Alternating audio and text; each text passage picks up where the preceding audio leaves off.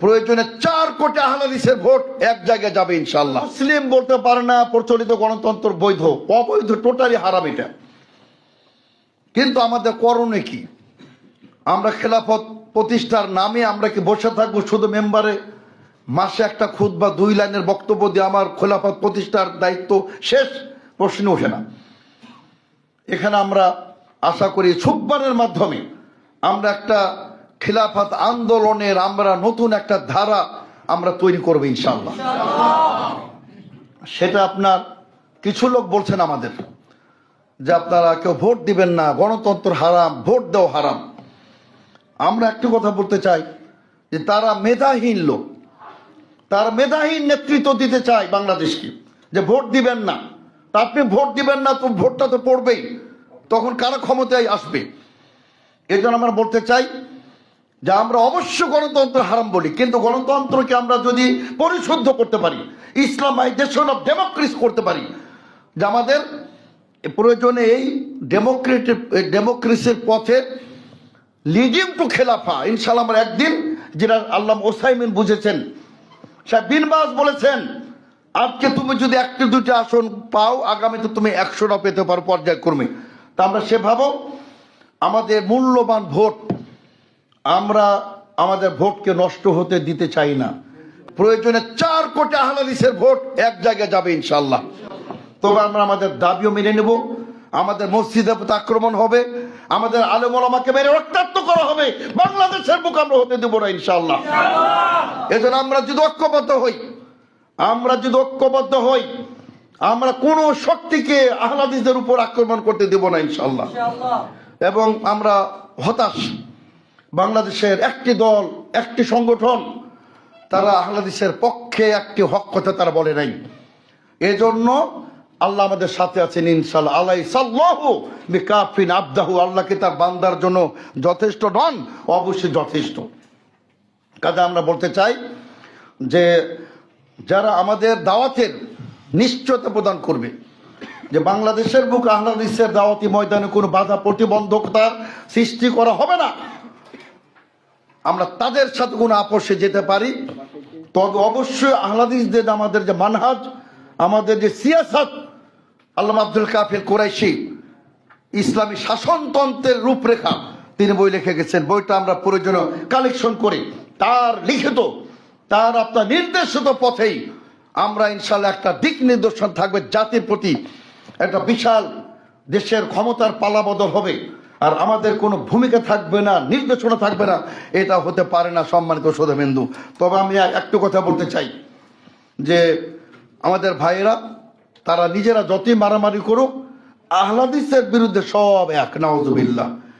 কাজে আমরা তাদেরকে বলতে চাই যে আল্লাহকে ভয় করুন, আল্লাহর জমিনের সবচেয়ে হকপন্থী জামাত, তাদেরকে দাওয়াতি ময়দানে কাজ করতে দিন, তাদের মসজিদ মাদ্রাসায় খবরদার কোন আক্রমণ করবেন না। তার কারণ তারা বাংলাদেশে বাস করেও 5-6 হাজার কিলোমিটার দূরত্বে বসেও তার বিশ্বনবীর মানহাজে তারা সালাত আদায় করা সৌভাগ্য অর্জন করে একমাত্র আমাদের আহলে হাদিসের মসজিদ, আলহামদুলিল্লাহ। অনুরূপভাবে আমাদের শিক্ষা ক্ষেত্রে বলেছি, শিক্ষাঙ্গনে আমাদের পরিবর্তন আনতে হবে। আমাদের দেশের শিক্ষামান নকলমুক্ত শুধু নয়, গ্লোবাল র্যাঙ্কিংয়ে আমাদের নিয়ে যেতে হবে সম্মানিত শ্রোতাবৃন্দ। রিসার্চ হবে, গবেষণা হবে। আজকে রিসার্চগুলি, গবেষণাগুলি, পিএইচডি থিসিসগুলি সব নকল, একটার পর একটা নকল করে পিএইচডি ডিগ্রি অর্জন, কোনো গবেষণা নেই, কোনো আপনার প্রোডাকশন নাই, সব নকল আর নকল। এখান থেকে জাতিকে মুক্ত করতে হবে। 4 কোটি আহলে হাদিস দাবি করছেন, কয় কোটি আহলে হাদিস ওই ভোটের মাঠ থেকে দূরে থাকে? যে তারুণ্যের প্রথম ভোট ঈমান বর্জনের জন্য হোক, এটি যদি স্লোগান হয়, ভোটকে আর গণতন্ত্রকে যদি এক পাল্লায় দেখে থাকেন, তাহলে 4 কোটি আহলে হাদিস এদের রাষ্ট্র গঠনে তাদের কোনো অবদান, তাদের কোনো ভূমিকা, রাজনৈতিক ময়দানে কোনো তাদের অবদান থাকতে পারে না।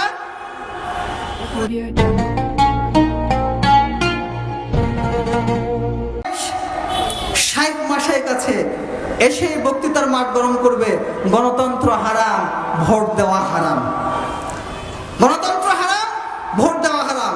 গত কয়েকদিন আগে দেখলাম আজকে রাষ্ট্রীয় যে দলগুলো, রাজনৈতিক দলগুলো, তারা স্লোগান তুলেছে, তারুণ্যের প্রথম ভোট অমুক মার্কার জন্য হোক, তারুণ্যের প্রথম ভোট অমুক দলের জন্য হোক। আর শাইখ আলেমা শেখরা বলছেন তারুণ্যের প্রথম ভোট ঈমান বর্জনের জন্য হোক, অর্থাৎ ভোট থেকে বিরত থাকেন। 4 কোটি আহলে হাদিস দাবি করছেন, কয় কোটি আহলে হাদিস ওই ভোটের মাঠ থেকে দূরে থাকে, ভোট প্রদান থেকে দূরে থাকে?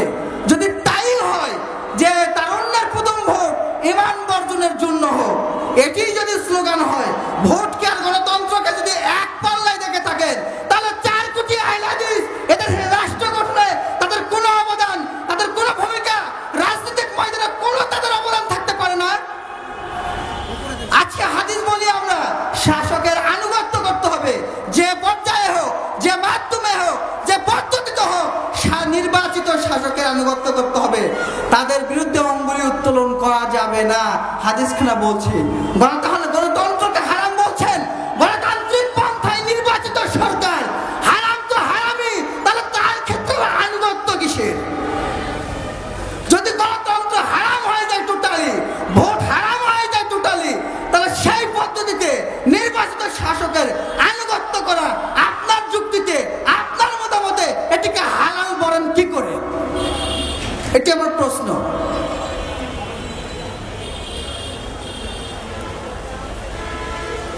আজকে এই কথাগুলো বলার পরে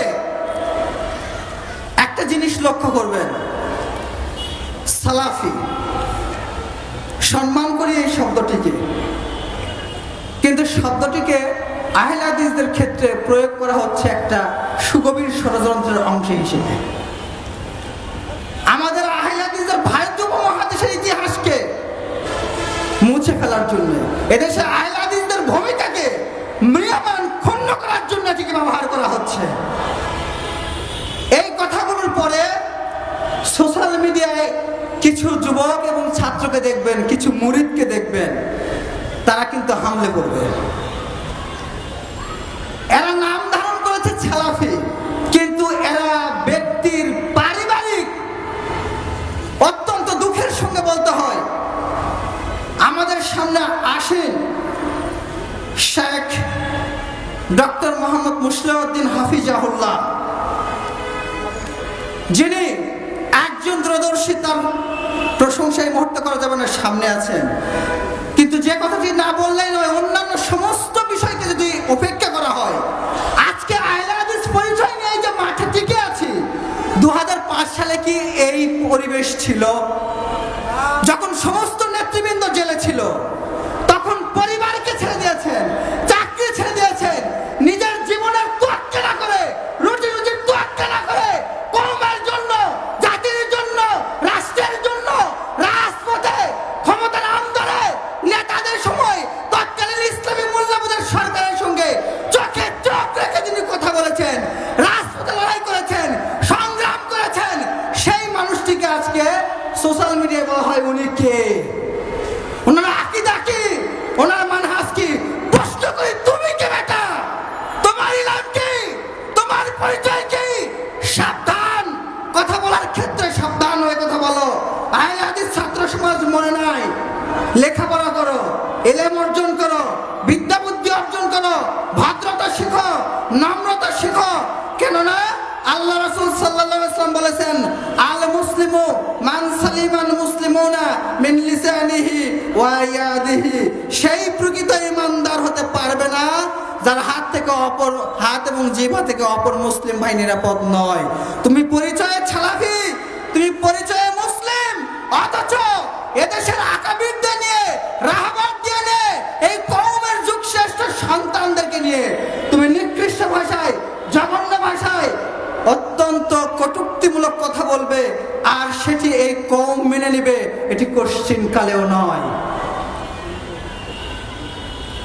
অতএব আমরা বলতে চাই, সুস্পষ্ট বার্তা দিতে চাই যে পড়াশোনা করো, এদেশে আহলে হাদিসদের ভূমিকা, এই উপমহাদেশে আহলে হাদিসদের ভূমিকা নিয়ে পড়াশোনা করো। গণতন্ত্র আর ভোটকে এক করতে এসো না। আর ওই আব্রাহাম, এটাই বোঝা যাচ্ছে তোমার বিদ্যার দৌড় কত দূর। তুমি বলছো যে গণতন্ত্র আব্রাহাম লিঙ্কনের, আরে আব্রাহাম লিঙ্কন তো আমেরিকার 16তম প্রেসিডেন্ট। তার সময় তো ওই 1863 সালে গেটিসবার্গের ভাষণ এনে বলেছিলেন, government of the policy, government of the people, by the people, for the people. এটি তো সংজ্ঞা নয়,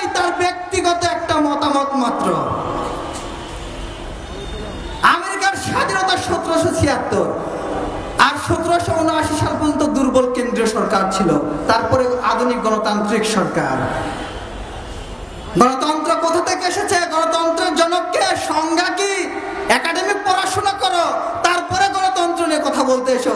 নিজের জাহেলিয়াত প্রকাশের জন্য মাঠে এই খোলামেলা আলোচনা করতে এসো না।